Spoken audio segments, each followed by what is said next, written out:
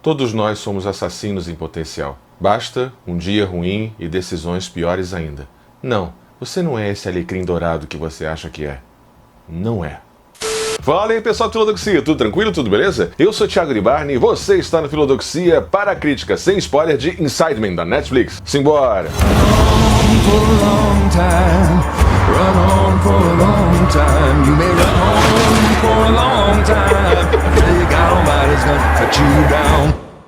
Everyone is a murderer.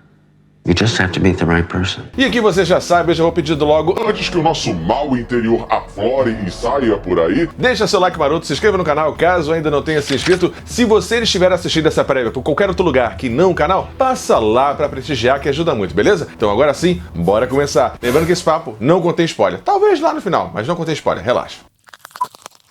Inside Man é uma grata surpresa, quase que uma série oculta ou secreta na Netflix, uma minissérie em 4 episódios de cerca de 1 hora cada um, feita pelo produtor Steve Moffat, editor, coloca ele aqui por favor, que é responsável inclusive por Sherlock, a série da BBC, com Benedict Cumberbatch, e isso já me chamou a atenção a posteriori, eu nem sabia que era ele aqui ao escrever o roteiro e etc. E eu gostei bastante da série, já digo isso de antemão, é uma ideia interessante pra mim ter uma série mais curta, que eu possa dar uma maratonada, e o roteiro, as atuações, a direção são tão engajantes, tão bem encaixadinhas, que dá pra maratonar numa paulada só, 4 horas ali, claro, se você gosta de fazer esse tipo de maratona. E assim, é uma série que discute a questão do medo, da maldade, a justiça. É claro, tem que ter alguma suspensão de descrença um pouco a mais. O personagem do Stanley Tucci é um dos principais aqui, o excelente Stanley Tucci. Ele faz aqui uma mistura de Sherlock com Hannibal Lecter, vocês já devem ter ouvido falar isso em outros lugares. Claro, tem algumas coisas assim meio X-Men, né, meio superpoder na ideia da dedução e tudo mais, mas se você admitir um certo realismo fantástico e admitir também a ideia de uma suspensão de descrença razoável, nada demais, cara, que série divertida, que série gostosa. Quer dizer, o tema não é tão divertido, tão gostoso, mas enfim, acho que você entendeu, ela é engajante, né? Deixa a gente instigado a investigar o cerne da natureza humana, dizendo muito dessa ideia que tem lá em Alan Moore, na questão da piada mortal, né? Alan Moore, na piada mortal, discute muito isso, né? O Coringa é esse agente do caos que produz essa ideia ou essa provocação ética que diz que todo indivíduo é mau até ter um dia ruim. Isso me lembrou muito aqui dentro de Inside Man, né? Aí está o título, né? Quem é o homem ou a mulher por trás da sua pálpebra? Quem é você de verdade? Fora todas as questões de cultura, norma, religião e etc. Quando o medo aperta, quando o instinto chega de sobrevivência de si, dos seus ou dos outros, quem é você? E para isso, para discutir Inside Man sem spoiler, eu já chamo o... Momento filosófico.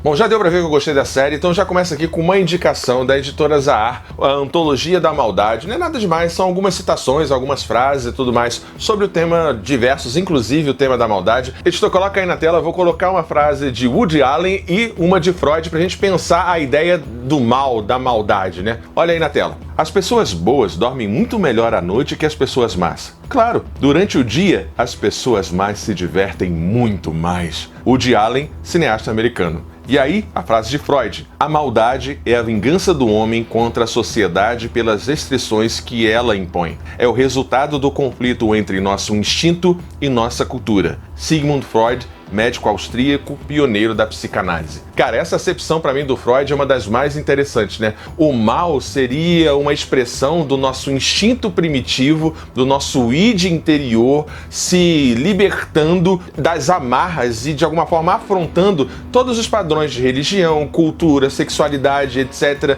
O que se chama desse arcabouço de cultura onde está tudo incluído. A maldade humana é de alguma forma um gritar contra isso que, de alguma maneira, segundo Freud, diminui a nossa vontade de potência, usando um termo nietzschiano, né? Essa nossa vontade de potência, esse nosso instinto, essa nossa libido, esse nosso id, e aí a gente é mal, mostrando, desvelando, atuando de forma natural ou naturalesca, instintiva e de alguma maneira afrontando a cultura, a sociedade de modo lato. É bem interessante essa visão de Freud, né? Outro autor que eu gostaria de chamar aqui é a Hannah Arendt, que eu sempre trago com relação à banalidade do mal, e a ideia da banalidade do mal em Hannah Arendt, aqui em Inside Man, diz que tanto um vigário, um padre, a pessoa mais doce, gentil, a pessoa menos, digamos assim, ameaçadora, aquela mulher que anda no metrô no dia a dia e que parece não ardilosa, não cruel e tal, tem ali um traço de sobrevivência, de instinto de inteligência, e se pegarmos o mal banal de Hannah Arendt, né,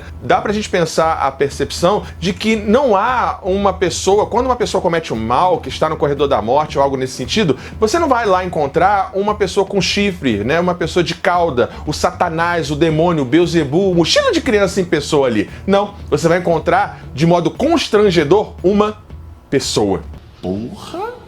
Olha só que interessante, né? Hannah Arendt se assustou ao ver Eichmann no seu julgamento, né? Que dá origem ao livro, Eichmann em Jerusalém, que é uma pessoa banal. É uma pessoa que ela encontraria na padaria e tudo mais. Isso também é algo que a gente traz aqui para Insiderman, que nós, eu, você, sim, eu e você, a gente pode cometer um homicídio, um assassinato, se tornar um estuprador ou algo nesse sentido, como dizem os movimentos feministas, né? Todo homem é um estuprador em potencial. Sim, somos, né? Um Uber à noite, um cara atravessando a rua, quando a menina tá voltando da faculdade, essa mulher tá voltando, ela não sabe quem é esse sujeito, quem é essa pessoa. Então sim, ele é um mal em potencial, ele é um estuprador em potencial. Isso é legítimo e é um fato. A série discute aqui também essas questões, né, de sexismo, de machismo. Voltando para Hannah Arendt, essa percepção de que a série traz digamos assim, o não maniqueísmo da ideia de bem e mal. Somos pessoas, né? São pessoas, são gente, e que eventualmente num deslize ou num planejamento mal feito ou numa sucessão de acasos e decisões burras se torna um homicida, um assassino e por aí vai. Estou excetuando aqui transtornos mentais e etc, né? Transtorno de personalidade e etc. Estou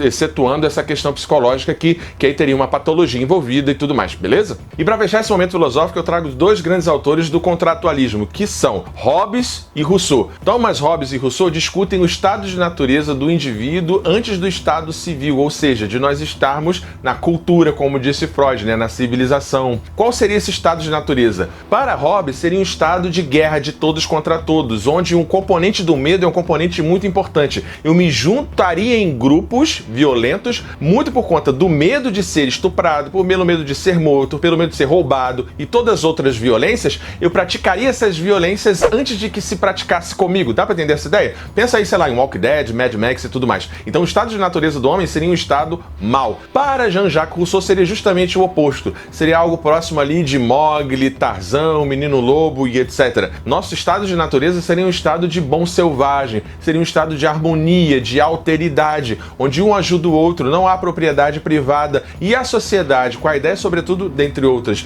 de propriedade, cria a competição e a corrupção da alma humana. Não tem uma resposta final sobre isso. Parece aqui que Insiderman trabalha com a perspectiva hobbesiana, que as pessoas elas tendem ao egoísmo, ao narcisismo, à autopreservação de si ou do outro, e aí podem cometer ou não um ato criminoso dependendo do controle social no qual estão inseridas, ou na cultura na qual estão inseridas. E a série trabalha muito bem essas perspectivas, poderia trazer muitos autores, mas bora lá voltar para a crítica. Insiderman é uma grata surpresa, vi algumas divisões na internet, gente dando 5, dando 6, porque não faz sentido, porque tem que ter muita suspensão de descrença. Não sei, não compartilho dessa perspectiva, acho que sim, claro, tem que ter certa suspensão de descrença, mas o pacote final, as discussões, os temas são bem interessantes, o roteiro é bem amarradinho, bem costuradinho, por mais que você tenha, sim, que pensar em um certo realismo fantástico, como se fosse um conto, né? Um conto onde duas histórias de um prisioneiro nos Estados Unidos no corredor da morte, criminologista, encontra uma família de um vigário, de um padre luterano, que está prestes a cometer algo terrível, e essas histórias vão se encontrando, e acompanhar essa jornada é muito engajante, é muito instigante, e a série sai com a gente, você fica pensando que, pô, faz sentido, eu poderia ser uma dessas pessoas. Como crítica, eu acho que o personagem da jornalista, editor, coloca aqui ela na tela por gentileza, não é tão bem aproveitado, parece que ela vai ser ali uma Clarice, né, no estilo lá de Hannibal Lecter e tal, mas ela é meio desperdiçada, tem uma subtrama ali, mas ela se perde no final, talvez apareça numa segunda temporada, sim, já deixa bem claro que vai ter uma provável segunda temporada, depende aí do sucesso ou não da série.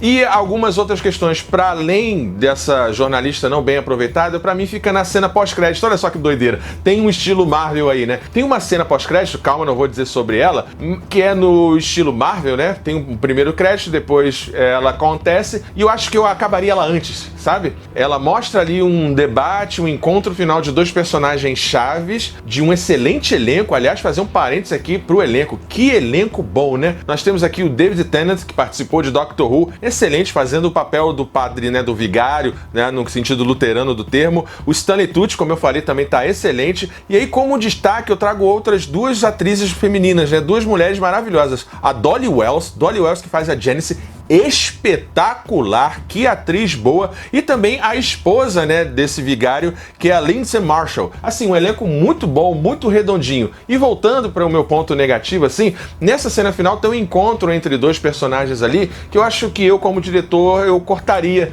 um pouquinho antes, não estenderia tanto a conversa, e soou meio desesperado para vender um engajamento para uma segunda temporada, entregou um pouco demais, eu seguraria um pouco menos. Mas assim, Inside Man é uma série excelente, uma série secreta da Netflix, que assim, quase ninguém viu e que vale a pena sim ser visto. Dá uma chance, dá uma olhada aí no primeiro episódio. Caso você não goste, aí sim, tudo bem. Deixa aqui nos comentários se você assistiu ou não, se você gostou ou não de Inside Man, beleza, pessoal? Bom, então por isso tudo, a minha nota para essa primeira temporada dessa minissérie Inside Man é nota 9. Sim, um 9 com louvor, excetuando essa questão de personagens como o caso da jornalista e a cena pós-crédito meio mal desenvolvida e a suspensão de descrença eventualmente muito pesada. É uma série excelente, que discute o mal, o bem e eventualmente até, propriamente dito, no seu coração, a natureza humana e do que somos capazes quando algo surpreendente ou inesperado acontece. É isso, pessoal. Espero que você tenha gostado dessa crítica. Não esquece de deixar seu like, se inscrever no canal caso ainda não tenha se inscrito e até a próxima, pessoal. Tchau, tchau. Valeu! Ajude o Filodoxia a continuar crescendo. Essa é a nossa chave Pix. Considere o clube de membros e muito